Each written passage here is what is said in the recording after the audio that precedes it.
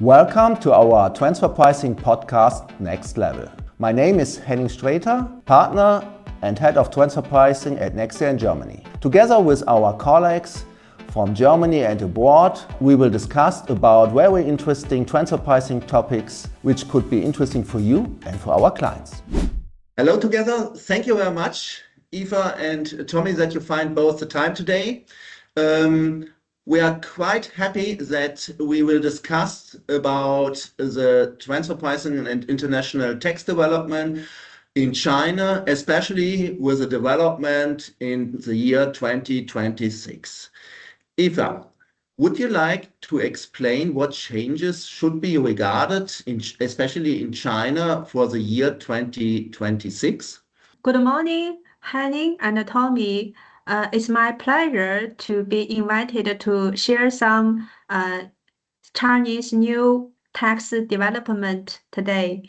So let me introduce myself. I'm Eva Tian, a tax partner of Zhongrui Tax Group in Shanghai.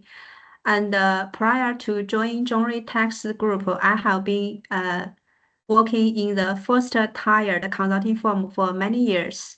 So during my 26 years experience in taxation area, I focused in providing PRC tax advisory, compliance services, and tax planning, tax due diligence, transfer pricing, etc. So my clients include not only multinational companies, but also Chinese listed companies going abroad. So regarding, let me introduce a little bit about Zhongrui Tax brand. The Zhongrui Tax brand was initially established in 1993, and we ranked number 5 nationwide in China. We have 2 headquarters. One is in Beijing, and the other one is in Shenzhen, which is, have a lot of high-tech enterprises, and there are a lot of, listed company in Shenzhen going abroad in last year, in recent years. So now we have around 1,300 tax professionals working in mainland China, and over 600 of them have already obtained CTA qualifications. Thank you very much, Eva. And it is very important that we have a good relationship inside the Nexia network and the Nexia family with China, because China is one of the most important economy worldwide, and it is very, very important to regard tax implications and the development, especially in 2026. So, Eva, what do you see from your perspective and with respect to our audiences? Which are the most important tax topics which should be regarded from your perspective in China?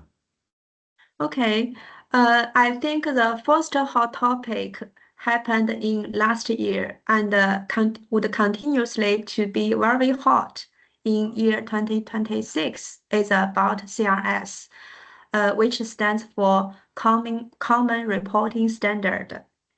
The state taxation of China has already implemented several rounds of tax audits last year. The first one was happened in March year 2025 in first-tier city like Shanghai, Zhejiang, and the second one happened in last November in Beijing, Shenzhen, etc. And the total tax liability, late payment surcharge, and penalty ranged from $72,000 to $1 million. And also, this year marks the first shift from high net worth individuals to non-discriminatory coverage of all Chinese residents. And also the type of overseas income are diversified, which not only include normal salary income, but also have some other kinds of onshore income like capital gains from Hong Kong stock markets, dividends from overseas companies, income from offshore trust, rental income from real estate, and interest income from bank deposits, income from cross-border funds, or even trading gains from virtual currencies. Now, more than 100 countries in the world has already joined the CRS network. By exchanging financial account information through CRS exchanging mechanism and also integrated with big data analytics of Golden 4 tax filing system we call phase 4. So with such kind of big data, high technology, Chinese Tax Bureau can now accurately track every cross-border capital flow and achieve full chain supervision, covering the whole process from information exchange, risk identification to progressive law enforcement. So CRS is a very important part. Exactly. That is very interesting. Thank you very much, Eva. Do you have further topics which should be regarded, especially with the risks you mentioned before? From our perspective, from the European perspective and the German perspective, and in our Chinese desk experiences, there are a lot of developments in 26 which should be regarded. At my mind, the VAT discussion should be very, very important to be regarded. Yes, the second topic we are now have overly discussed is about the fully enforcement of VAT laws in China. In the past 34 years, we relied on the interim VAT regulations, which is not a so-called VAT law. But now the VAT law was officially implemented from January 1st, year 2026. So you may know with the new law implementing, there should be a lot of updates and reinforcements on the basis of the old law, old regulations. For example, for overseas service providers, now it is necessary to assess whether the services performed are consumed within mainland China in order to avoid of the risk of failing to pay the relevant taxes in China.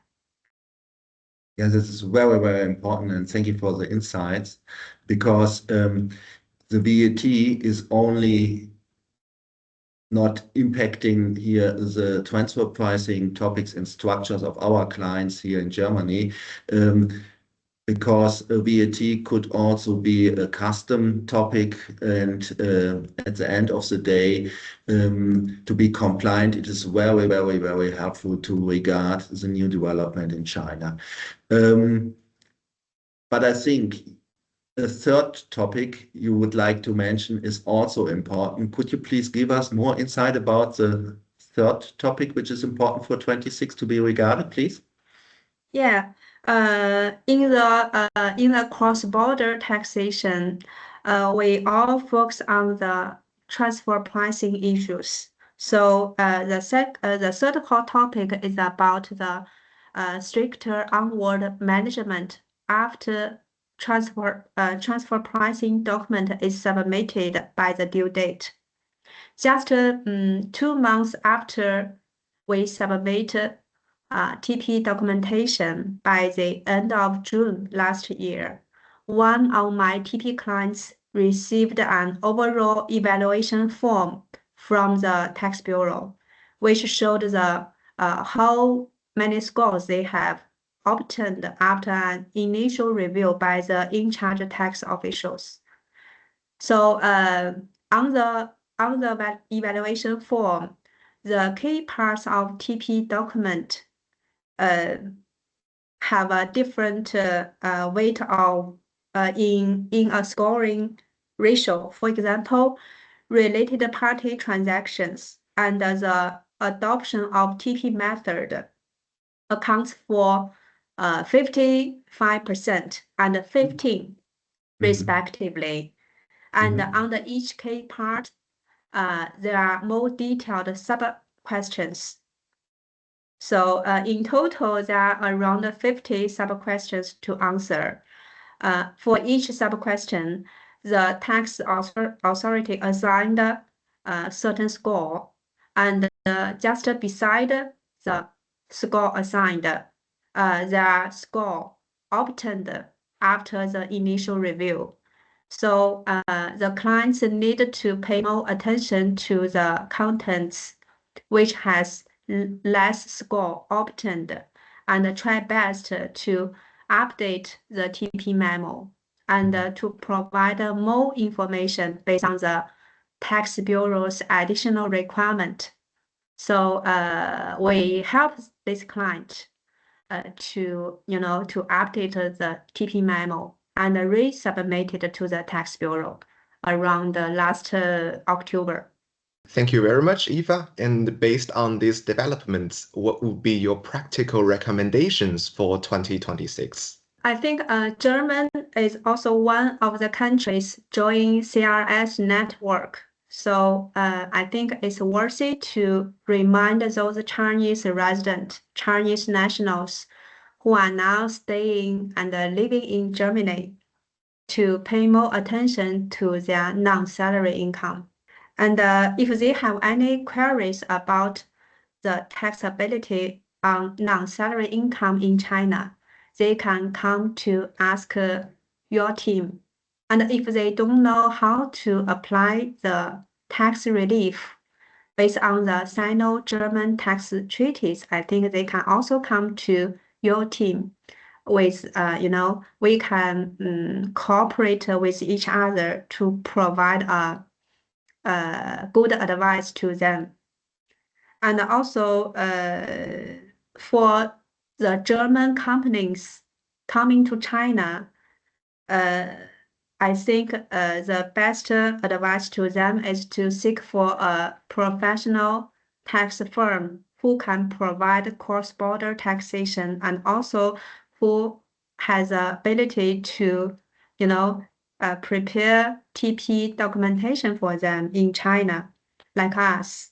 And we can, help them to not only issue a more professional TP report, and also we can help them to face the potential challenges from the tax bureau. Thank you very much, Eva. Thank you for the insights and for your recommendation. And we highly appreciate the cooperation because it is very, very important to reduce potential tax risks in China and, of course, in Germany. The business relationship between Europe and China is very, very important. And that is a reason why it is very, very good that you can support from the German and from the German client perspective in case of questions, tax questions in China. Thank you very much, Eva, for this very interesting insights. We will continue, of course, this video podcast, especially with topics. And of course, we invite you and our audiences to be more informed in detail. And of course, if the audiences here, our listener here, have any questions, we would very happy if the audience will get in touch with you or with us, of course. And thank you very much, Eva, and highly appreciate the cooperation between you and us. Yeah, thank you very much. Thank you so much, Eva. Okay. Thank you.